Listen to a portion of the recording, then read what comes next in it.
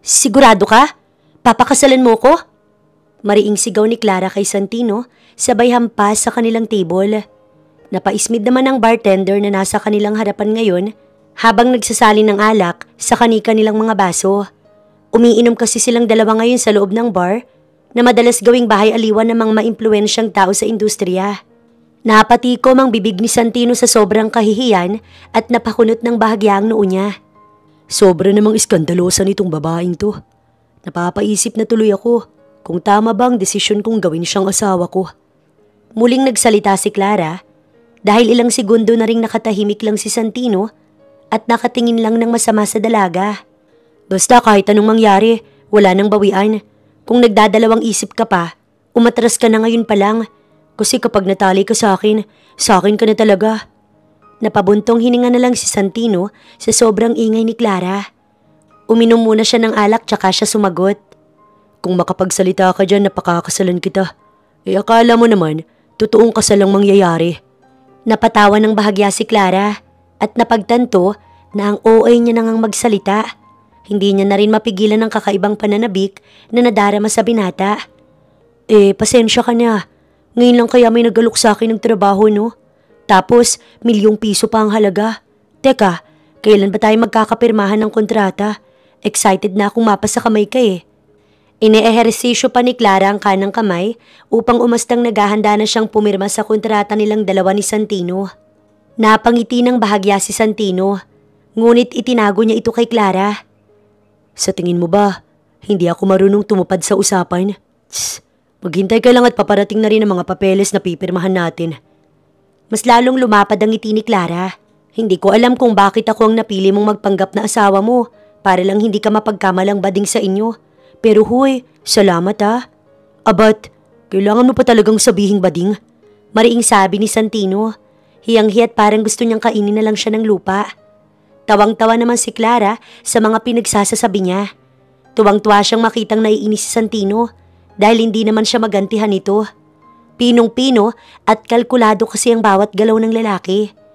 Masyado siyang ingat na ingat sa maaaring sabihin sa kanya ng ibang tao sa oras na may makakita sa kanya. Maski ngayon na nasa loob naman sila ng pribadong kwarto ng bar. Nag-aalala pa rin si Santino dahil ang pinag-uusapan nila napakasensitibo. Tingnan mo nga yung galaw mo, sir. Pormang-pormang suotan. Tapos akala mo, dinilaan ng kabayo yung buhok mo. Wala ka man lang ni katiting na bigote at kung makapag-cruise ka pa ng mga binti mo, akala mo walang natatagong 2 itlog dyan. Sinong tao kaya ang hindi mag-iisip na bading ka? Tumawang muli si Clara. Pero itong si Santino, parang hindi na makayanan ang pamimintas ng dalaga. Parehas na silang lasing at wala sa sarili. Ngunit mas kayang kontrolin ni Santino ang kalasingan kaysa kay Clara. Pero kung ganito ang maririnig niya sa dalaga, parang hindi niya na ata kayang magpigil pa. Biglang tumayo si Santino at hinampas ang lamesa. Tumigil ka na! Singhal ni Santino. Inalis niya ang lamesang pumapagitan sa kanilang dalawa ni Clara at saka siya yumuko upang pantayan ng level ni Clara. Gusto mo lang atang halikan kita eh, kaya paniasar kang bading ako. Aba, teka, masyadong malapit sa akin si Santino. Sobrang bangot, napakalalim ng boses niya. Diyos ko po, ni hindi ko magawang sumagot sa sobrang awkward. Wari ba'y sinelyasan ng pandikit ng bibig ni Clara dahil hindi na siya makapagsalita matapos siyang lapitan ni Santino. Napangisi si Santino. Ayos to ah, nabaliktad ang sitwasyon. Hinubad ni Santino ang black coat na suot-suot niya kanina. Tumambad ang hulma ng katawan nito. Hindi maiwasang tumitig ni Clara kay Santino. Kaya naman, mas lalong inilapit ni Santino ang mukha niya kay Clara. Paatras siya ng paatras, hanggang masandal na lang siya sa pader. Teka nga, singhal ni Clara, nanginginig pa ang boses. Baka hindi mo mapanindigan yan kapag sinakyan ko ang mga pantitrip mo, Santino. Malambot na sambit ni Clara at tila nangaakit. Hinawakan niya ang necktie ni Santino at hinila papalapit sa kanya. Magkadikit na ang katawan nila. Ilang sentimetro na lang din at maglalapat na ang kanilang mga labi. Parehong mabigat ang bawat paghinga. Takot gumalaw dahil isang kislot na lang. Tsak na may mangyayari talaga sa kanila. Nang biglang bumukas ang pinto ng kwarto, at tumambad ang sekretary ni Santino. Dala ang contract marriage na napagkasunduan ng dalawa. Napatalikod ang sekretary ni Santino nang makita sila sa nakakahiyang sitwasyon. Nabigla sina Santino at Clara at napabalikwas ng tayo. Mas lalong bumilis ang tibok ng puso nilang dalawa. Nawala na rin ang amats nila kahit kani-kanina lang pareho na silang nagiinit. Hindi na napigilan ni Santino ang hiya, kaya lumabas na siya ng kwarto upang kunin ang kontrata. Salamat naman at dumating ka na. Kanina pa ako naghihintay. Sige na, pwede ka nang umuwi. Wika ni Santino pagkakuha ng papeles. Bago siya pumasok, nagsalita pa ang kanyang sekretary. Marunong ka na palang manlandi ng babae, sir ha? Tumakbo paalis ang sekretary ni Santino bago pa siya makapag-react, habang si Santino naman natulala sa kahihiyan. Napahawak na lang siya sa sentido niya at nagsisisi sa ginawang pang-aasar kay Clara. Bakit ba kasi siya ng pipikon? Ayan tuloy, parehas kaming napahiya. Nag-iipon si Santino ng lakas bago pumasok sa loob ng kwarto. Ilang minuto rin ang lumipas bago siya nakapagdesisyong pumasok sa kwarto. Saktong pagbukas nito, nasa pintuan na rin si Clara. Nakataas ang kulot-kulot nitong buhok. Wari ba'y kumikislap ang mga mata ni Clara at makintabang mga labi. Kanina pa ba siya ganito? Habang si Clara naman ay mas lalong bumilis ang tibok ng puso. Kitang-kita ang hulma ng katawan ni Santino. Napalunok ng laway si Clara at hindi niya malaman kung bakit parang gusto niyang angkinin ng binata sa mga oras na iyon. Ilang minuto rin silang nakatitig sa isa't isa. Parang nag-uusap ang mga mata nila at nagkakaintindihan. Hanggang kailan ka ba tatayo dyan? Singhal ni Clara at napaiwas ng tingin. Ngunit si Santino, naglakas loob na hinawakan ng pisngi ni Clara at iniharap sa kanya. Malumana at napakalambing ng haplos ni Santino kay Clara. Nagtagpo muli ang kanilang mga mata. Sa mga oras na to, wala nang ibang gusto ang dalawa kundi ang kinin ng isa't isa. Desperado na sila't hindi na nag-iingat. Naganap ang dapat maganap sa unang gabi ng kanilang pagsasama bilang tunay na mag-asawa. Ito ang simula ng marami pang kabanata. Kinabukasan nang magising si Santino, napahawak siya sa kanyang sentido. Napapikit ng mariin habang pabalik-balik ang tingin niya sa nooy gising na rin na si Clara at sa kontrata. Teka, sino to? Sino siya? Mukhang matanda pa yata yung nadali ko kagabi ah. Diyos ko po, ano na naman ba tong desisyon ko? Napabalikwas mula sa pagkakahiga si Clara habang nakayakap ang kumot sa katawan niya. Hoy, tigilan mo nang ang kakabuntong hininga. Kulang na lang mahigop mo ko eh. Nakakunot ang noo ng dalaga. Ilang taon ka na nga ulit? Tanong ni Santino. Sinabi ko na sa'yo kagabi pa lang na pag-isipan mo mabuti yung desisyon mong pakasalan ako. Dahil wala nang atrasan kapag pinirmahan ko ang kontrata, di ba? Bakit? Teka, hindi mo sinasagot ang tanong ko, Miss Olivar. Okay, sige. 40 years old na ako. Nagulat si Santino sa narinig. 29 years old pa lang kasi ang binata. Sa tanang buhay niya, ngayon lang siya magpapakilala ng babae sa pamilya niyang burgis. Tapos ang nabingwit niya pa ay isang babaeng lagpas na sa kalendaryo ang edad. Hindi naman sa hinuhusga ni Santino si Clara. Alam niya lang na hindi matutuwa ang pamilya de Rojas sa oras na makilala nila si Clara. Paano ko lulusutan tong gulong pinasok ko? Bakit kasi siya pa? Agad na nagbihis si Santino. Hindi ko alam kung anong nasa isip mo ngayong lalaki ka. Natatakot na ako ah. Kalahating milyon pa lang yung nababayad mo sa akin kagabi. Kung tutuusin nga kulang pa yun eh. Hindi ko naman alam na ano? Masungit na tanong ni Santino habang inaayos ang kanyang necktie. Na pati pala katawan ko gusto mong kontratahin. Napangisi si Clara. Gusto niya na namang asarin ang Mala Maria Clara na si Santino. Nanggagalaiti na siya sa inis pero wala siyang masabi pabalik. Bukod sa wala ng amats ng alak si Santino, nagmamadali na rin siyang umalis sa nakakahiyang sitwasyon na yun. Tatawagan na lang kita kapag may kailangan pa akong ipagawa sa'yo. Sa ngayon, aalis na muna ako. Sumagot pa si Clara pero hindi na siya pinakinggan ng binata at dire-diretso palabas ng bar. Pinaalala niya pa talaga yung nangyari kagabi. Hirap na nga akong kalimutan yun eh.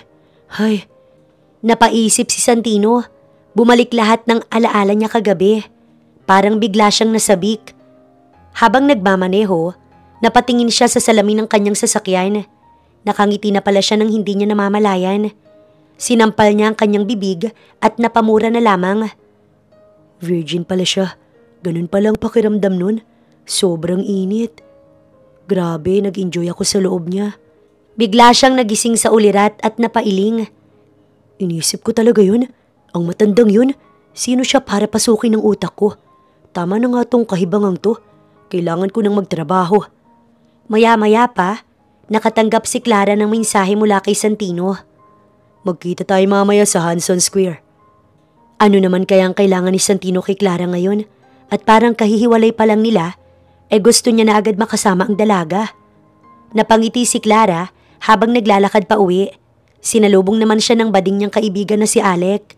Sabay silang bumili ng diaper at gatas ng kanilang mga pamangkin. Eto na naman tayo, nagpapakadakilang panganay sa mga kapatid na pabigat. Umay na ako, sis.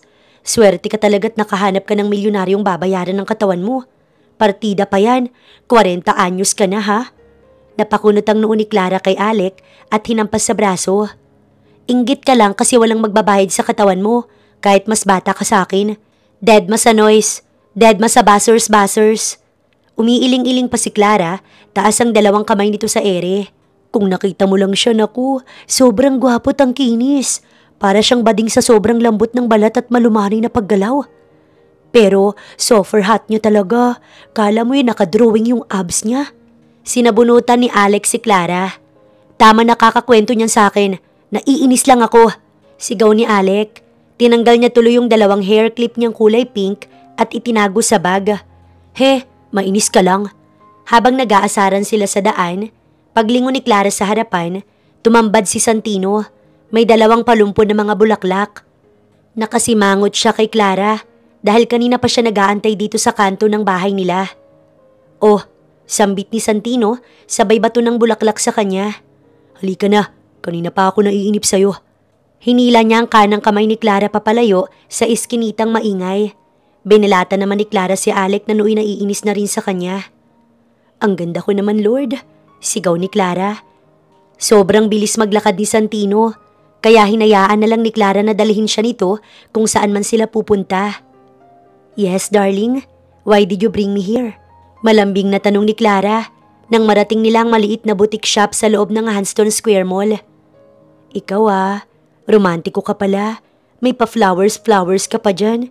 Akala mo naman kikiligin ako. Duh. Sobra ka nang managinip. Tignan mo tirik na tirik pa ang araw. Gising ka naman pero yung utak mo lumilipad. Ang dami mo na agad naisip na kalukuhan. Napasinghal si Santino habang nagtitingin ng mga dresses na maisusuot ni Clara. Sa araw na iyon, kailangan niyang gawing elegante ang dalaga. Ilang linggo na lang at ipakikilala na ni Santino si Clara sa buong mundo. Ang pinaka-importante sa lahat, sa Lola Daisy niya. Nananabik na kasi itong makita siyang makapag-asawa. Takot kasi si Lola Daisy na walang pumatol kay Santino dahil sa sobrang sungit. Wala ring oras si Santino na ma-inlove dahil busy siyang magtrabaho. Tsak sa oras na makilala ni Lola Daisy si Clara, gagaan na ang loob niya. Halika rito, tignan mo to. Maganda ba to? Tanong ni Santino kay Clara sa hawak niyang dress na kitang dibdib. Napangiti si Clara sa umpisa hanggang sa matawa na. Seryoso ka ba? Ganyan ka nakakomportable sa akin? Tinatanong mo na ako ng mga damit na pwede mong suotin?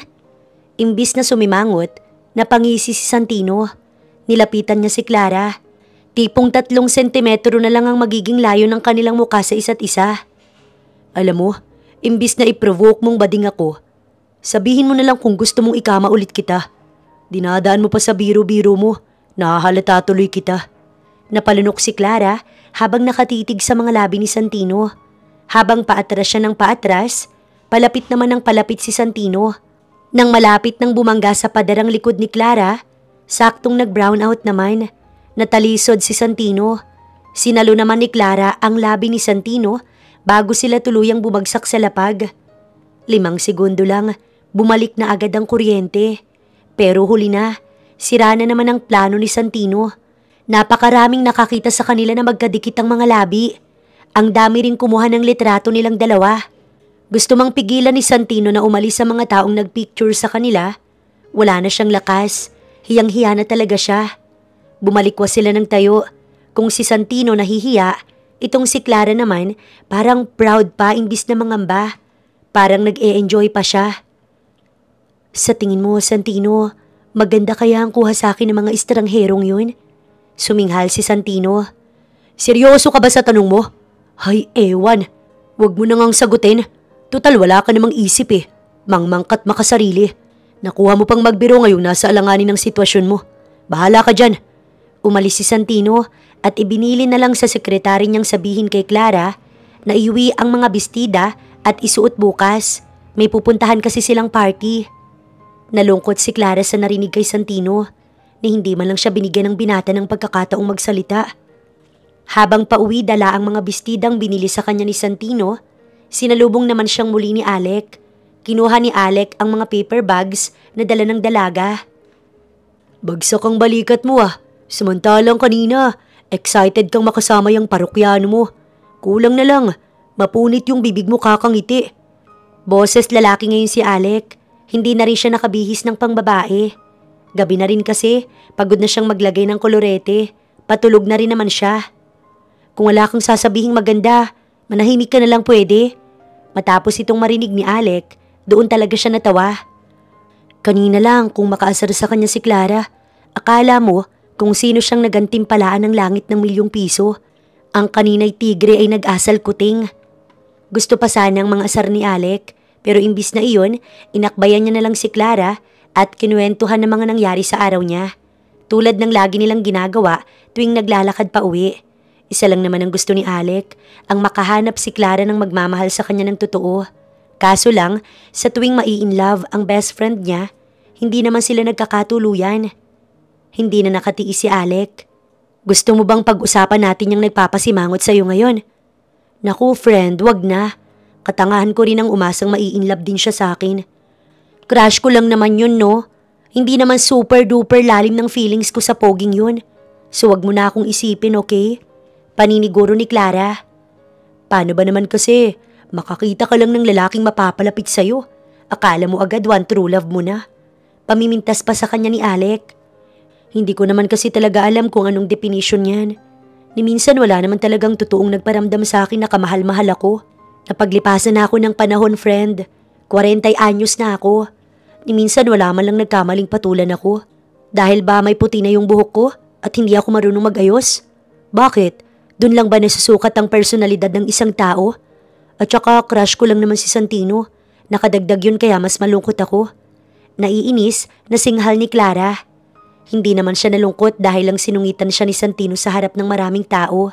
Nalungkot siya sa ideya na wala namang pinagkaiba ang lahat ng lalaki. Lahat sila, nakadepende lang sa itsura at edad.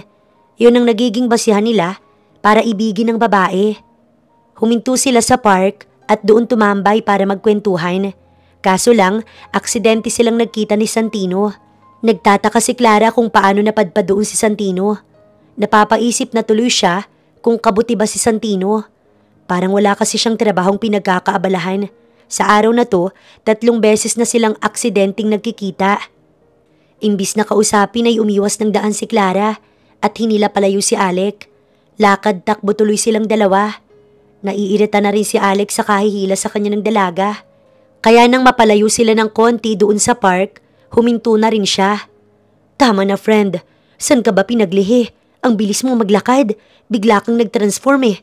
Parang kanina lang, bagsak yung balikat mo. Ngayon naman na-excite ka na naman. Nahiya tuloy si Clara sa napansin ng kaibigan. Whatever, sigaw niya naman pabalik kay Alec. Masyado mo kasing ino-overthink si Santino. Feeling mo ba, siya na talaga? Contract marriage lang yun, hoy. Paalala ni Alec. Tss, mali ka no? Bakit ko naman iisipin yun? At saka, hindi naman ako in love dun sa mayaman na mata pobre na yun. Kahit pakainin niya pa ako ng pera niya, hindi ako mai-in love. Oo, crush ko siya. Pero hindi na ngayon. Sambit ni Clara na nakataas ang noo at nakanguso ang labi. Natawa naman si Alex sa kanya, kaya ginulo nito ang buhok ng kaibigan. Sobrang in denial pa kasi ng kaibigan niya. Kahit nahahalata naman sa kanya na hindi lang talaga pera ang habol nito kay Santino. Eh ano? Kung wala ka palang pakailam sa pera niya, san ka naman may pakailam? Diba, pera lang naman ang nagbuklod sa inyo? Usisa ni Alec, nauutal tuloy si Clara. Kahit siya mismo, nagtaka sa nabanggit niya. Tinawanan na lang siya ni Alec habang naglalakad ng magkaakbay. Muling umimik si Alec. Sobrang bilis mong ma-attach sa tao, friend. Nakakalimutan mo na atang mga boundaries mo. Paalala lang ha, hindi mo siya kaano-ano, friend. Nagtatrabaho ka sa kanya. Pero ang labas, parang magsyota kayo kung makapag-inarte ka. Tumakbo ka pa talaga kanina ha? Super lakas ng loob. Parang binuhusan ng malamig na tubig si Clara. Walang bahid ng kasinungalingan lahat ng sinabi ni Alec. Nahiya tuloy siya sa mga pinakita niya kanina kay Santino. Napapaisip tuloy si Clara kung paano niya babatiin si Santino kapag nagkita sila ulit. Habang nag-uusap ang dalawang magkaibigan, biglang may pumaradang sasakyan sa harap nila. Ano na naman bang pakuluto? Bulong ni Clara sa sarili, pero sa kabilang bahagi ng utak niya, alam niyang si Santino ang lalaki sa loob ng sasakyan. Hindi naman siya nagkamali. Pagkalabas ni Santino ng sasakyan, pinuntahan niya agad si Clara.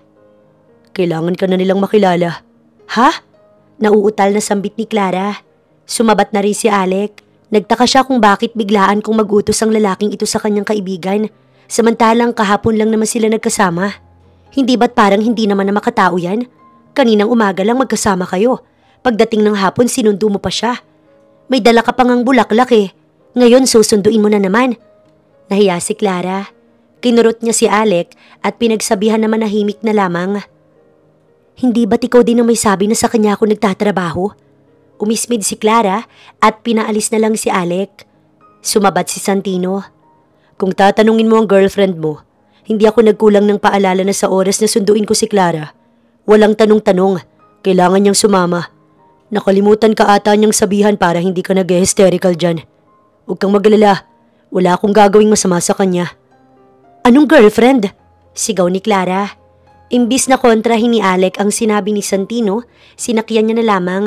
Tutal, mukhang naiinis siya kasi may nagmamay-ari na kay Clara.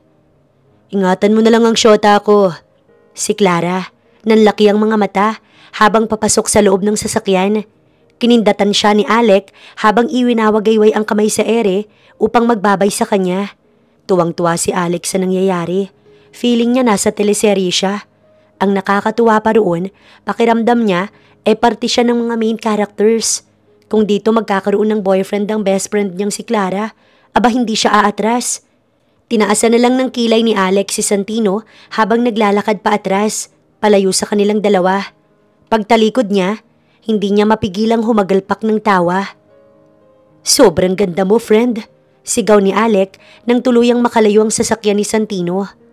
Sa loob naman ng sasakyan, isang nakakabinging katahimikan ang namayani sa pagitan ni Santino at Clara. Nakakainis. Dapat pala hindi mo na ako sumama at sinabi ko na lang na masakit ang tiyan ko. Bulong ni Clara sa sarili. May boyfriend pala siya. Hindi niya sinabi. Nakakahiya sa tao. May nangyari pa sa amin ng girlfriend niya. Kaso lang paano ko pa i-address ang kontrata? Kilala na siya ni Lola Daisy. Hindi rin matahimik ang utak ni Santino. Ang daming bumabagabag sa kanya. Marami ka bang utang? Pagbasag ni Santino sa katahimikan, maging siya'y nabingi na rin at hindi na kinayang hindi sila magpansinan. Bakit mo naman natanong? Sagot ni Clara. Mukhang maayos naman kasi ang buhay mo. Parang wala namang mga taong naghahabol sa'yo dahil sa mga pinagkakautangan mo. May nobyo ka pang handang isugalang. Teka, manahimik ka nga. Hindi ko nobyo yun, no? Kaibigan ko lang siya. Mariing pagtanggi ni Clara. Ayaw niyang mag-isip ng masama si Santino sa kanya. Lalo na, alam niyang espesyal talagang nararamdaman niya sa lalaking to. Tss, sige, tanggi mo pa. Malalaman ko rin naman ang totoo sa oras na mag-imbestiga ako. Kumunot ang noo ni Clara. Wala ka na bang mapaglaanan ng pera mo kaya kung saan-saan mo nalang ginagastos? Tss, tsaka wala akong utang.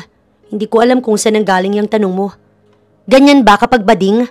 Nainis na naman si Santino. Kung bading ako, bakit sarap na sarap ka kagabi? Nautal na naman si Clara.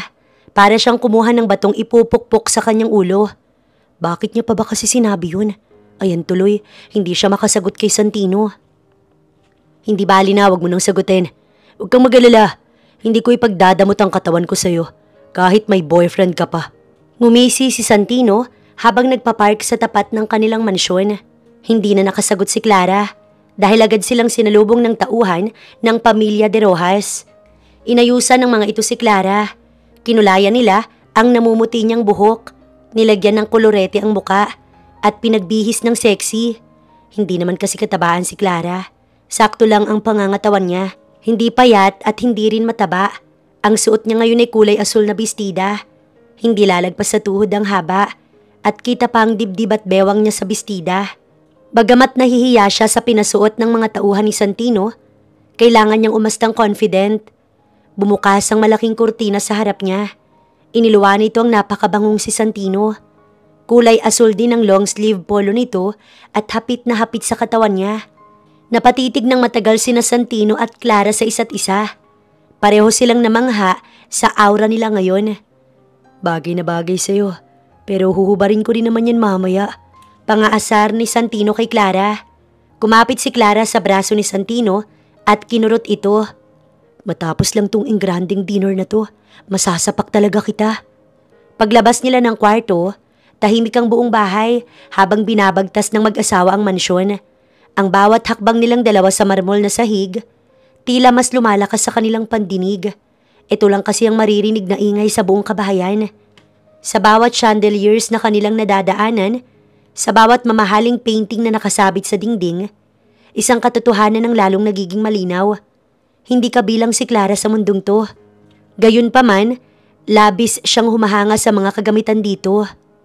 Naramdaman niya ang haplos ni Santino sa kanyang kamay. Marahan at nakakapanatag. Relax, kasama mo ko. Hindi kita ipapahiya. Bulong nito ngunit hindi niya magawang maging kalmado dahil nararamdaman niyang bawat paghinga niya ay huhusgahan ng pamilyang to. Teka, ako na yata yung nanghuhusga sa kanila eh. Tama na ngang kaka-overthink. Masyado ko naman atang pinag-iisipan ng masama ang pamilya ni Santino. Siguro dapat bigyan ko muna sila ng chance, no? Natawa si Clara sa sarili niyang isip. Para bang ang kapal ng mukha niya para sabihin sa sariling bigyan sila ng chance. Samantalang siya itong galing sa maralitang pamumuhay. Pagdating ng mag-asawa sa dining hall, una nilang nakita ang isang matandang babaeng nakaupo sa dulo ng mahaba at mamahaling mesa. Ang postura nito'y matikas. Ang ekspresyon ay walang bahid ng emosyon. Siya ang lola ni Santino. Umismid ng malakas si Santino bago magsalita. Lola Daisy, eto na po yung matagal niyong hinihintay. Gusto kong ipakilala sa inyo si Clara, ang aking asawa. Napatigil si Clara nang maramdaman niya ang malamig na titig ng ginang. Hindi nito inilihim ang paggalaw ng mata nito mula ulo hanggang paa na para bang sinusuri kung saan siya nagkamali ng hakbang sa buhay. Hinuhusgahan ng bawat kanto ng pagkatao ni Clara. Siya ang asawa mo, Santino? Tanong ni Lola Daisy. Walang emosyon ng boses. Natatakot si Clara. Nagdadalawang isip na siya kung itutuloy pa ba ang salo-salong to. Imbis na si Santino ang magsalita, sumabat si Clara. Umismid muna siya bago magsalita at in-extend ang kamay sa matanda. Hello po sa inyo, Lola Daisy. Ako po si Clarita Ulaybar. You can call me Clara for short. Humigpit naman ang hawak ni Santino sa kamay ni Clara. Hindi inabot ni Lola Daisy ang kamay ni Clara, kaya binawi niya na lamang. Hiyang-hiya siya at parang gusto niya na lamang lamunin siya ng lupa. Hindi po pala uso sa inyo dito sa mansyon yung shake hands, no? Humigpit ang pagkakahawak ni Santino kay Clara at tinitigan siya ng masama. Sumagot sa malalim na boses ang lola ni Santino. Alam mo ba kung gaano kalaking kahihiyan na makita ng mga taong nakikipaghalikan ng apo ko sa pobreng katulad mo? Nanlamig ang kamay ni Clara, ngunit hindi siya umurong. Sandali naman, Lola Daisy. Hinay-hinay. Grabe ka naman sa akin eh. Normal naman po sa mag-asawang maghalikan, no? Nakakatawa nga dahil kailangan ko pang ipaliwanag to sa inyo. Sa pampublikong lugar pa ninyo napiling ipakita ang pagmamahala ninyo? Nahihibang ka na ba, iha? Seryoso pero dama ni Clara ang pananalita ng matanda na parang may kasamang patalim. Magsiupo na kayo at kumain tayo habang nag-uusap. Agad namang inihain ng mga tagapagluto ang pagkain sa plato ng mag-asawa at kay Lola Daisy. Tahimik na nagpalitan ng tingin ng mag-asawa. Si Santino mas natatakot pa kay Clara. Kinindatan siya ni Clara. Para bang sino'y siguro nito na kaya niyang harapin ang lola ni Santino. Wala siyang dapat ikatakot. Sinubuan ni Clara ng pinya si Santino.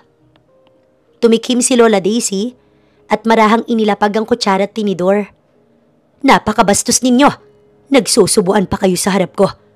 Santino naman, napakaraming babaeng mas angkop para sa'yo. Mayaman, edukado, mula sa pamilyang may pangalan. Tapos dito ka lang mapupunta sa babaeng ito? Napabuntong hininga na si Clara. Naku po, simula na ata ng World War II. Ang bilis naman ng switch ni Lola Daisy. Talagang fight mode agad eh. Sumagot si Santino. Hindi ko siya pinili para sa yaman niya. Pinili ko siya dahil siya ang gusto ko. Wala ho kayong karapatang husgahan ng asawa ko, Lola.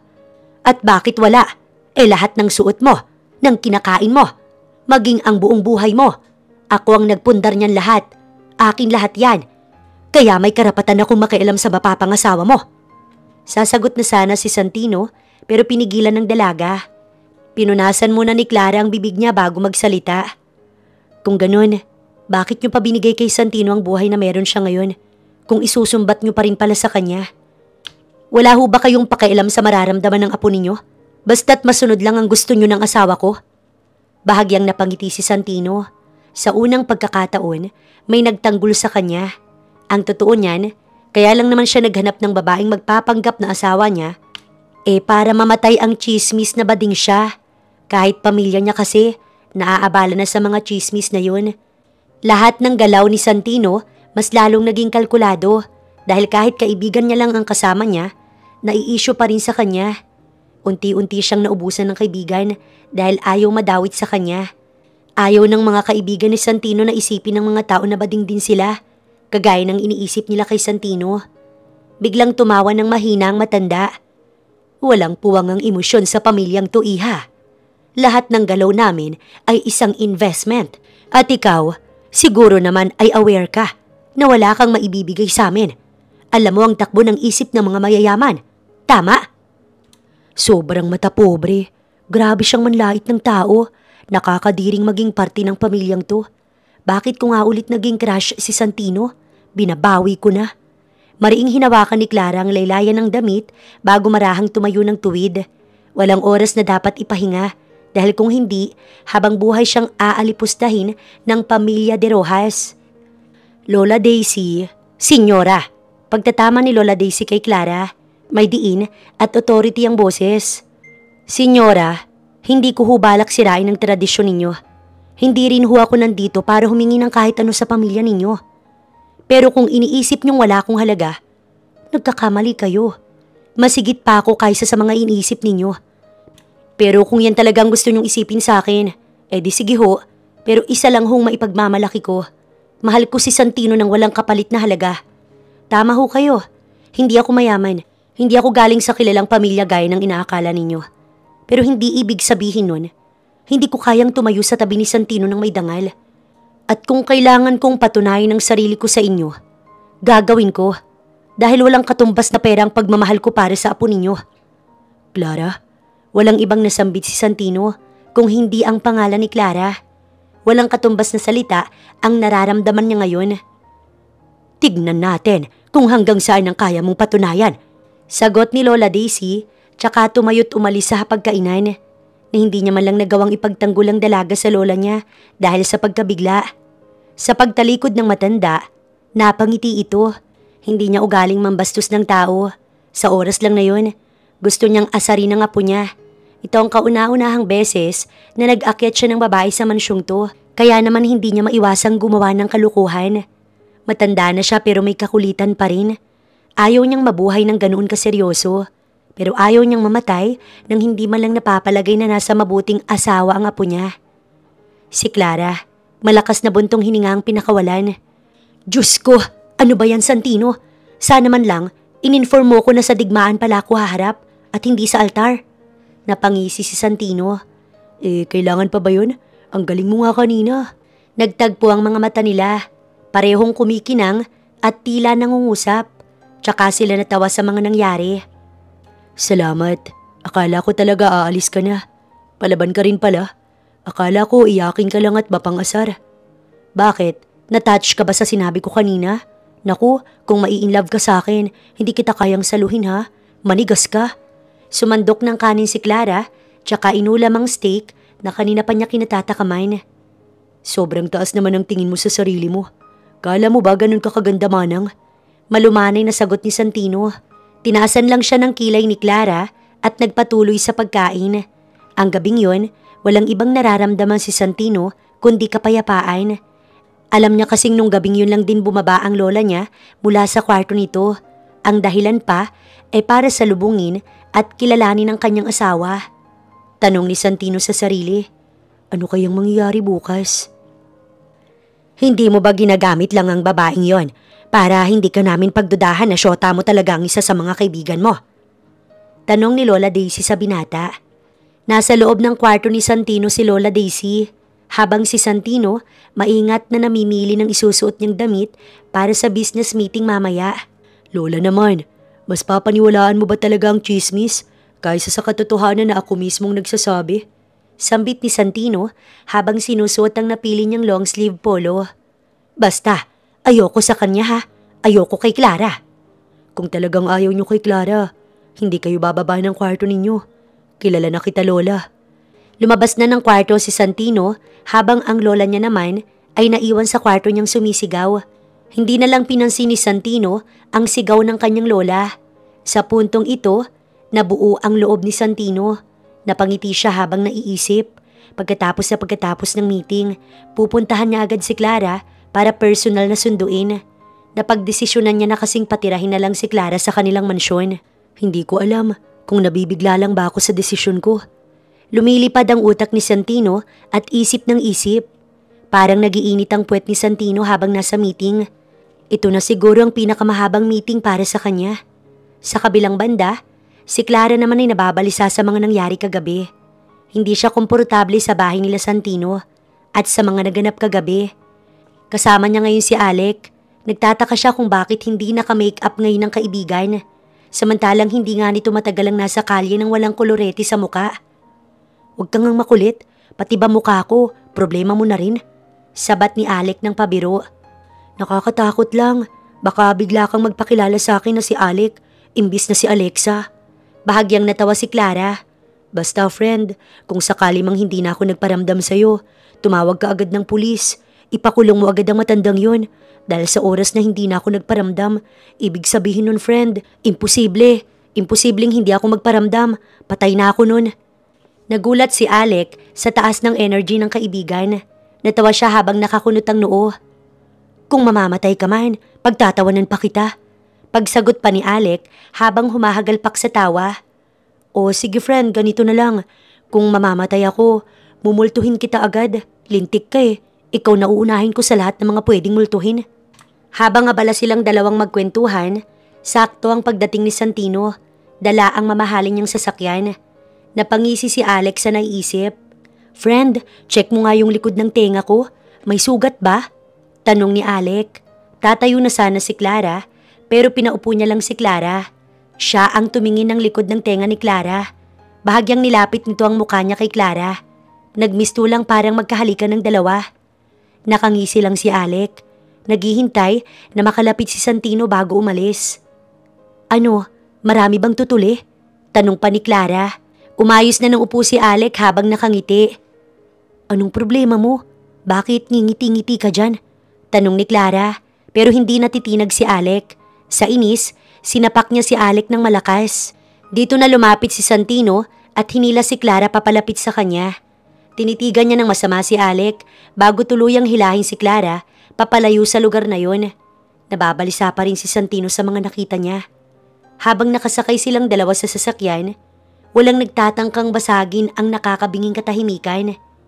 Kalahating oras din silang paikot-ikot lang kung saan hanggang sa huminto na lang si Santino. Malalim na buntong hininga ang pinakawalan niya. Para mas maging convincing, kailangan mong tumira sa amin. Hindi makapaniwala si Clara sa sinabi ni Santino. Totoo ba to? Narinig niya ba ang isip ko habang pinapantasyang makasama siya sa bahay nila? Hindi napansin ni Clara na nasa tapat na sila mismo ng mansyon ni Santino, kung saan 2 tao lang ang nakatira. Isang makatao at isang nagpapanggap na maging tao. Mangkukulam kasi yung isa, yung matanda. Bulong pa ni Clara sa sarili. Ang sabi ko, dito ka natitira. Pag-uulit ni Santino, walang pag-aalinlangan ng boses. Napanganga siya, nabigla sa mga narinig. Ha? Ano bang sinasabi mo dyan? Bakit parang nabibigla ka ata? Nakakagulat eh. Napabuntong hininga si Santino. Halatang hindi na gustong magpaliwanag. Kaso lang, kukulitin lang siya ni Clara. Mas madali kung nandito ka. Hindi na kailangang pabalik-balik ka pa kung saan-saan.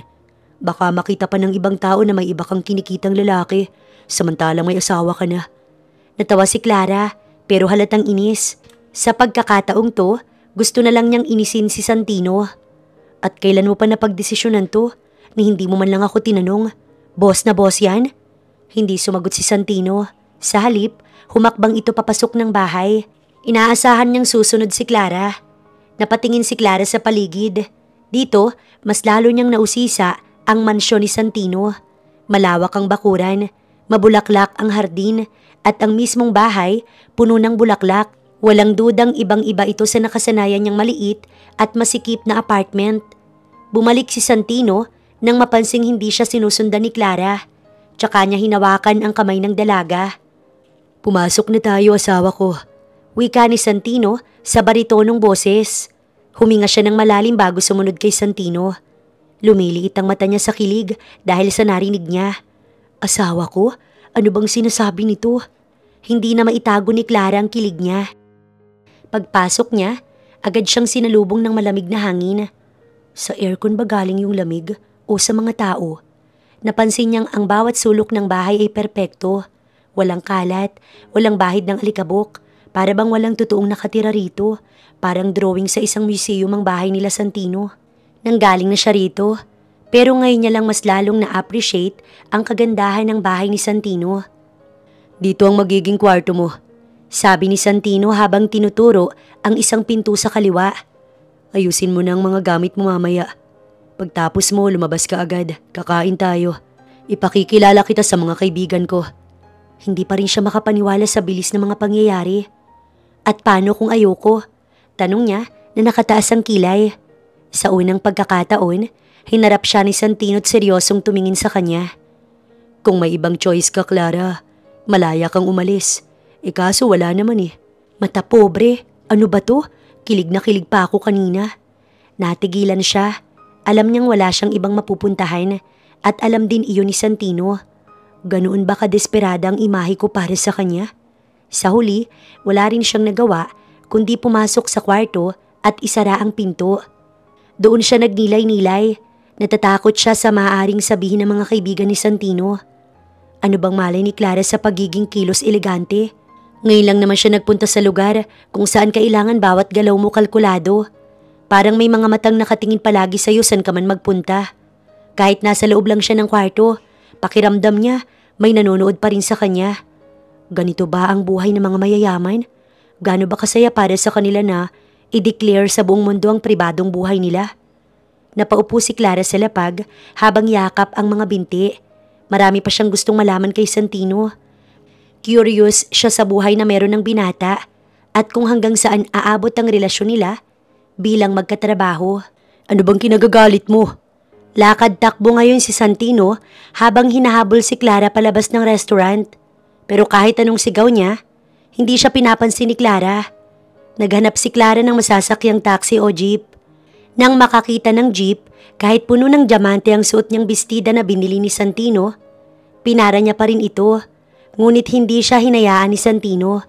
Hinawakan niya ang kamay ng dalaga at hinila pa atras ng daan. Napasigaw pa ang driver ng jeep sa inis. Kung mag-aaway kayo sa kwarto, dinadamay niyo pa kaming mga public driver. Magkakaayos din naman kayo mamaya. Kumunot ang noo ni Clara at hinampas ang dibdib ni Santino.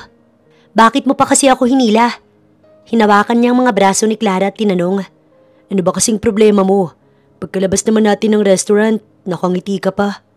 Hinila niya pabalik ang braso niya at humakbang palayo kay Santino. Ginawa ko yun para hindi maapektuhan ang image mo. Ayokong mahirapan ka eh. Ayokong husgahan at maliitin ka ng ibang tao. Kaya sa tingin mo, ayos lang na mahirapan ka para sa kapakanan ko? Sabihin mo sa akin, ano bang ginawa ko para magalit ka ng ganyan? Bumuntong hininga si Clara bago sumagot. Kasi sinungaling ka. Huminto siya saglit kasi pakiramdam niya, kakawala na ang luha sa mga mata niya. Ang sabi mo, ipapakilala mo ko sa mga kaibigan mo. Pero dinala mo ko sa presko na ikaw ang nagpaunlak. Sana sinabi mo na lang sa akin. Nakakahiya bang magpakatotoo? Imbis na sumagot agad si Santino, napalunok siya at napabuntong hininga rin. Nasaktan ko pala siya. Hindi ito ang gusto ni Santino. Kahit gaano pa siya kasamang tao, ang manakit ng babae ang isang bagay na iniiwasan niyang gawin. Naglakas loob siyang sumagot. Totoong pinakilala kita sa mga kaibigan ko. Pero para magawa ko yun, kailangan mong lumabas sa TV. Kasi yung mga kaibigan kong yun, hindi na sila malapit sa akin. Siguro parang weirdo kung iisipin. Pero sa ganoong paraan na kami nag-uusap-usap. Nagtaka si Clara kung bakit ganoon. Gusto niya mang tanungin si Santino, wala siyang lakas. Ubos na rin ang presensya niyang intindihin si Santino. Paraan niya ba to para maawa ko sa kanya? Hinding-hindi no? Muling nagsalita si Santino. Pero pasensya na kung nasaktan kita at nadamay ka pa sa presscon. Hindi dapat ganun. Dapat alam mo lahat. Pasensya na Clara. Mali ako sa nagawa ko. Ang tingin ni Santino, puno ng lalim, nangungusap at sincero ang laman nito. Parang pinupukaw niya ang puso ni Clara sa mga titig na iyon. Sinasadya man ni Santino o hindi, ang pobreng si Clara ay tumitiklop sa mga titig niyang yun. Sa ano tutunan ni Santino humingi ng tawad? Akala ko pa naman, first time niyang magkasyota, pero parang expert na siya.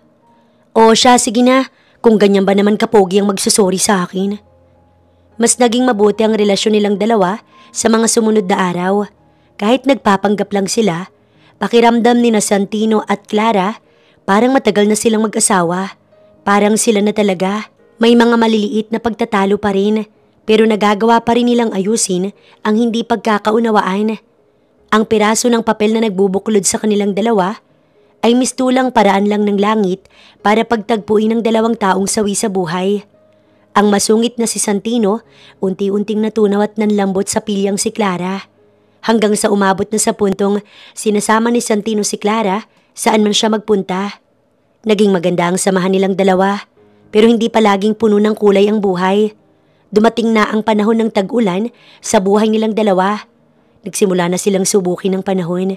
Nag-umpisa ng tumigas ang puso ni Clara na noon ay puno ng saya. Isang gabi, umuwi si Clara galing sa trabaho. Basang-basa ang buhok niya dahil sumugod siya sa ulan. Iniisip niya kasi ang oras. Ayaw niyang pag-alalahanin si Santino. Pagka-uwi, agad na inihagis ni Clara ang bag niya sa kama at napabuntong hininga ng malakas. Samantala si Santino naman, kanina pa naghahantay sa kanya. Kaya nang makauwi si Clara, agad siyang pumasok sa kwarto nito. Dala ang baso ng whiskey sa kaliwang kamay niya.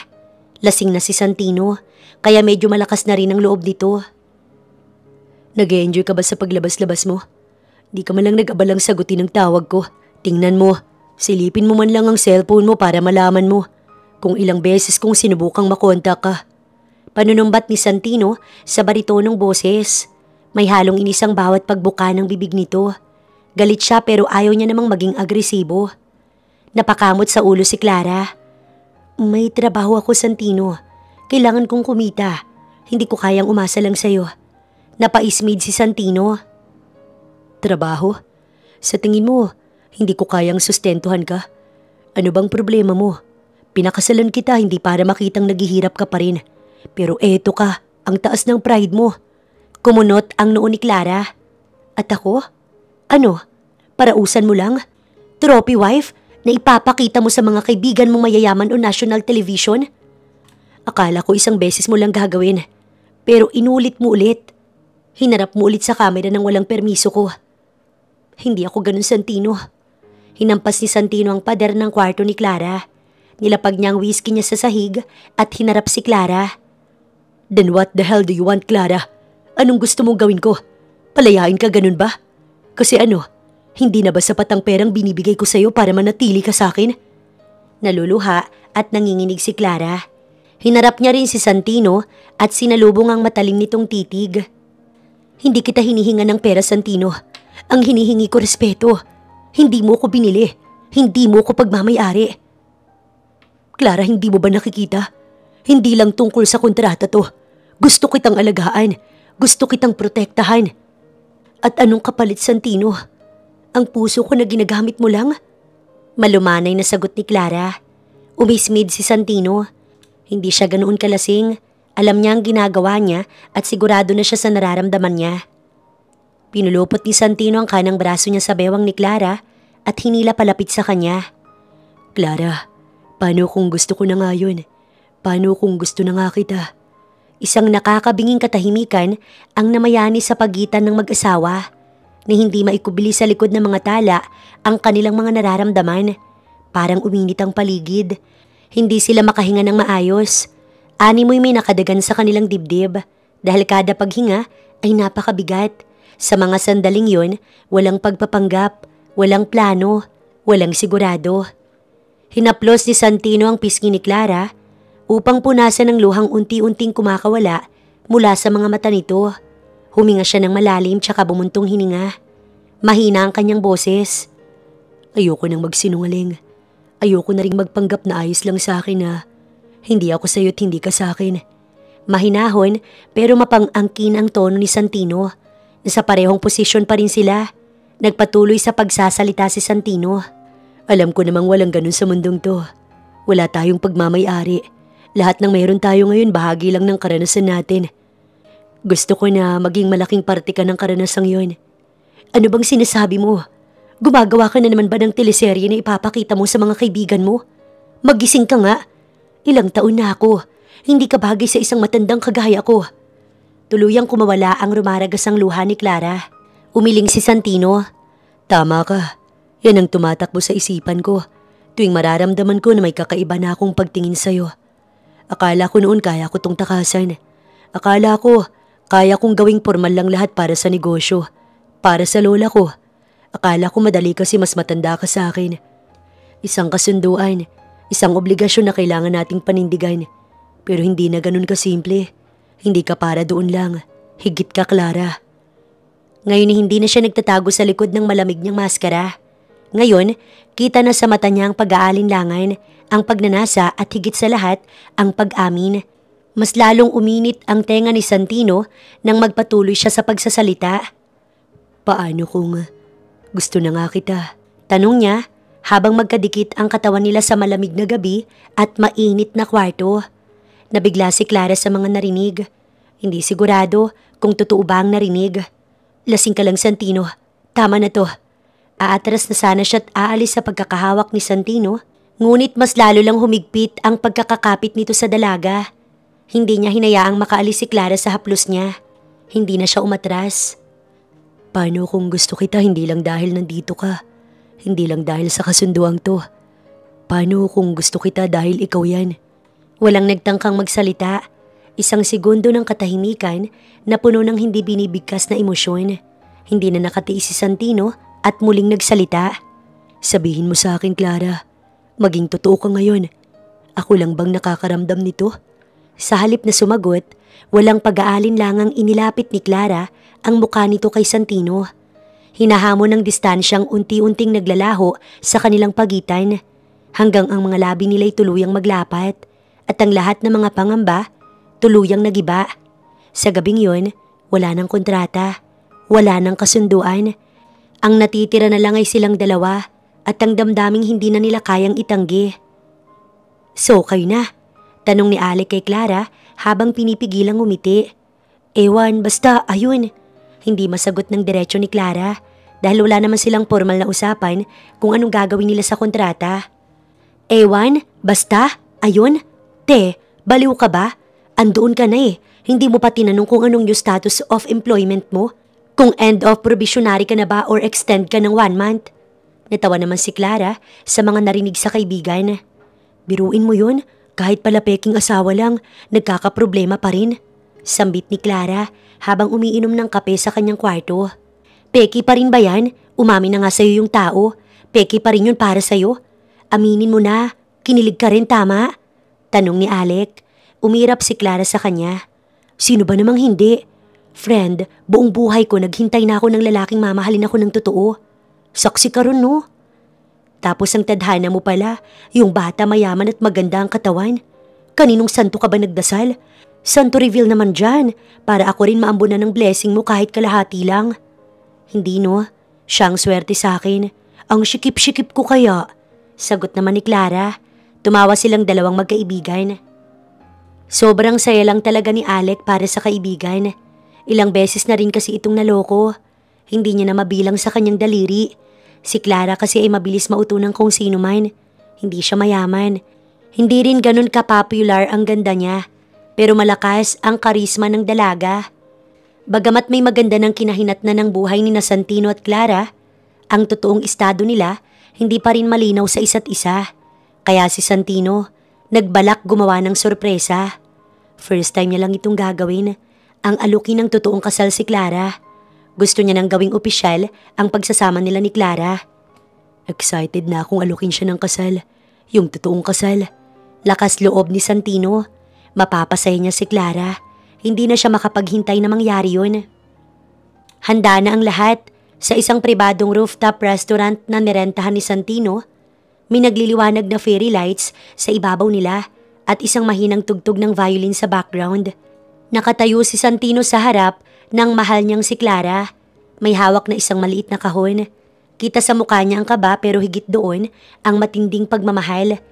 Ito na ang pinakahihintay niyang Ito na yun, Clara. Gusto kong makasama ka habang buhay. Gusto ko mas maging totoo na tayo. Gusto kong harapin ang bukas kasama ka. Mahal ko, gusto kitang makasama hanggang sa huling hininga ko. Lumuhod si Santino sa harap ng maraming tao, tsaka inilabas ang maliit na box mula sa bulsa nito. Will you marry me, Clara? Dapat masaya si Clara. Ito na yung pinag-uusapan lang nila ni Alec kamakailan lang, ang estado ng relasyon nilang mag-asawa. Dapat, tumalon siya sa tuwa at yakapin ito ng mahigpit. Dapat, pero bakit parang lumiliit ang mundo niya? Bigla siyang nanlamig, ang paligid ay parang huminto at ang malakas na tibok ng puso niya, hindi dahil sa saya, kundi sa takot. Nanggigilid ng luha ang mga mata niya habang inaalala ang nangyari kanina. Kaninang umaga lang, isang simpleng check-up ang ginawa niya matapos mapansin ang ilang pagbabago sa katawan niya nitong mga nakaraang linggo. Nagsimula niyang maramdaman yon nung nagtatrabaho siya kapag nasa opisina si Santino. Hindi naman siya kinakabahan noon. Iniisip niyang normal lang ang pagod, ang mga madaling pagkapagod, ang panakanakang pananakit ng ulo dahil tumatanda siya. Pero hindi niya inaasahan ang sinabi ng doktor. Mataas ang posibilidad na may sakit siya, malubha at kailangan pang ulitin ng ilang test para makumpirma ito. At ngayon na habang nakaluhod si Santino sa harap niya, hawak ang singsing na kumikinang sa ilalim ng mga ilaw, isang bagay lang ang pumasok sa kanyang isipan. Hindi pwede. Hindi niya pwedeng ipahawak kay Santino ang ganitong klase ng sakit.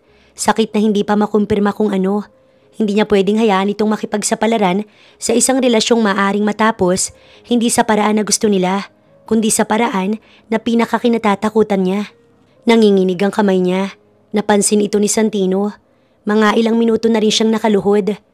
Clara, tawag nito. Hindi siya sumagot. Hindi niya kayang sumagot. Napaatras siya. Nagigilid ang luha sa kanyang mga mata. Sorry, mahina niyang sabi. At bago pa man makapagsalita si Santino, tumalikod siya at tumakbo palayo. Hindi lang sa kanya, kundi sa buhay na sana ay magiging kanila. Naiwan si Santino sa restaurant, nakaluhod at nag-iisa. Ang pangarap na binuo niya sa isip, biglang gumuho. Isang buwan na ang lumipas mula nang umalis si Clara. At sa loob ng mga araw na yon, unti-unting nabaliw si Santino sa paghahanap sa kanya. Sana sinundan ko siya. Sana hindi ako nanigas nung araw na yun. Sana hinawakan ko yung kamay niya para hindi na siya nakawala. Sana. Sa una, inakala niyang lilipas ang lahat na baka nagpanik lang si Clara kaya bigla siyang nawala. Pero nang hindi na ito nagparamdam, doon niya naramdaman ang bigat ng iniwan nitong puwang sa kanyang buhay. Parang may tinik na dinadanak sa puso ni Santino. At patalim ng patalim ang pagtusok nito. Hinahanap niya si Clara kung saan-saan. Sa dati nitong apartment wala ito roon. Sa paborito nitong cafe ay wala rin. Sa mga kaibigan nito, lahat ay nagtanggi o wala talagang alam. Ni si Alec na napagsilosan pa noon ni Santino. Hindi nagbigay ng kahit anong clue. Sis, kahit bet na bet kita para kay Mare, promise wala akong alam. Sabi ni Alec, Mas pinili ni Alec protektahan at respetuhin ang desisyon ng kaibigan. Hindi siya makatulog, hindi siya makakain ng maayos. Pumasok siya sa trabaho pero halos wala sa sarili. Ang mga empleyado niya pati si Lola Daisy, nag-aalala na sa kanya. Ang puso niyang umiiyak, hindi na tumahan simula nung araw na nawala si Clara. Hanggang isang gabi, sa isang inuman kasama ang matalik niyang kaibigan, isang pangalan ang biglang lumitaw sa usapan. Saktong umiinom kasi sila malapit sa lugar ni Clara noon. Pare, di ba may tita si Clara sa probinsya? Tanong ng kaibigan ni Santino na minsang tumalikod sa kanya noon. Nakahalukip-kip habang nag-iisip. Baka naman nandun siya. Doon ay parang may kidlat na tumama sa utak ni Santino. Hindi pa man tapos ang inuman nila, kinuha niya agad ang susi ng sasakyan at humarurot papunta sa lugar na iyon. Isang tahimik na bayan sa probinsya kung saan malayo sa gulo ng Maynila. Pare, bayaran mo man lang yung bill natin. Sigopan ng kaibigan kahit alam niyang bingi ngayon si Santino. At doon sa isang maliit na bahay na may hardin ng mga halaman, nakita niya ito si Clara. Nakaupo sa duyan, nakatingin sa malayo, parang may malalim na iniisip. Hindi nito na malayang nandoon siya, hanggang sa tinawag niya ang pangalan nito, puno ng sakit, lungkot at galit. Clara. Napalingon ito at sa isang iglap, nakita niya ang pagkalito, ang lungkot at higit sa lahat, ang takot sa mga mata nito. Gusto niyang protektahan si Clara. Gusto niyang alisin ang lahat ng takot. Doon niya napagtanto, may tinatago ito sa kanya. At wala siyang balak payagan itong lumayo nang hindi niya nalalaman kung ano yon. Nagtagpo ang kanilang mga mata. Ang mga luhang matagal ikinubli, tuluyang bumagsak nang walang pasintabi. Nanatiling nakatayo si Santino sa harap ng maliit na bahay, habang si Clara parang napako sa duyan. Hindi alam kung tatakbo ulit o haharapin ang lalaking matagal niyang tinakasan. Pero hindi siya binigyan ni Santino ng pagpipilian. Hindi na kita pakakawalang muli.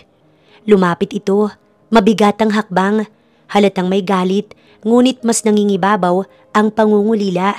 Hinawakan niyang kamay ni Clara. Anong dahilan, Clara? Malamig nitong tanong, titig na titig sa kanya. Bakit mo ko iniwan nang walang kahit anong paliwanag? Huminga siya ng malalim. Nanginginig pa rin ang kamay niya, habang mahigpit na hawak ang tela ng suot niyang damit. Hindi niya na kayang magsinungaling. Wala nang silbi ang pag-iwas. Hindi niya na rin kayang harapin itong mag-isa. Nagpa-check up ako bago mo ko ayaing magpakasal. Tapos sinabi nilang napakagat siya sa labi. Pilit nilulunok ang sakit ng paniniwalang mamamatay siya. Hindi ko kayang ipasok ka sa isang buhay na puno ng paghihintay sa katapusan. Tapos na tayo doon. Ayoko nang iparanas yun sa'yo. Tahimik lang si Santino. Ngunit ramdam niyang kumukulo ito sa loob ng halo-halong emosyon. Kaya iniwan mo na lang ako ng ganun. Pero hindi mo man lang sinabi. Nanginginig sa sakit si Santino. Pinagdesisyonan mong mawala ka sa buhay ko nang hindi man lang ako binibigyan ng pagkakataon. Nagbaba ng tingin si Clara sa kahihiyan. Anong gusto mong gawin ko, Santino? Maghintay habang nilalagas ang buhok ko? Habang unti-unting humihina ang katawan ko? Ayoko nun.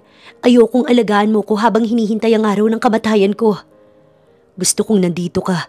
Kahit ano pa yan, gusto kong kaharapin natin yun ng magkasama. Hindi kita iiwan. Sabay tayong haharap sa bukas. Naiintindihan mo? Magkasama tayo. Hindi ako papayag na makawala ka pa ulit, mahal ko. Walang pag-aalinlangan na sabi ni Santino. Doon na siya tuluyang naiyak. Ilang araw ang lumipas. Pinilit agad siyang dalhin ni Santino sa hospital para ipacheck ulit ang kanyang kondisyon. Doon sa klinik ng doktor, napatulala silang dalawa matapos marinig ang totoong resulta. Nagkapalit lang pala ang medical records niya at ng ibang pasyente. Sa loob ng isang buwan, pinahirapan niya ang sarili niya sa isang sakit na hindi niya pala taglay, sa sakit pala ng iba. At higit sa lahat, iniwan niya si Santino nang hindi man lang nalalaman ng katotohanan. Iniwan niyang lalaking mahal niya sa nakakahiyang sitwasyon. Nagpalit ng tingin ng dalawa. Si Santino napahawak na lang sa sentido niya sa sobrang pag-aalala para sa wala. Napangangalang sa gulat si Clara. Nahihiya sa mga narinig.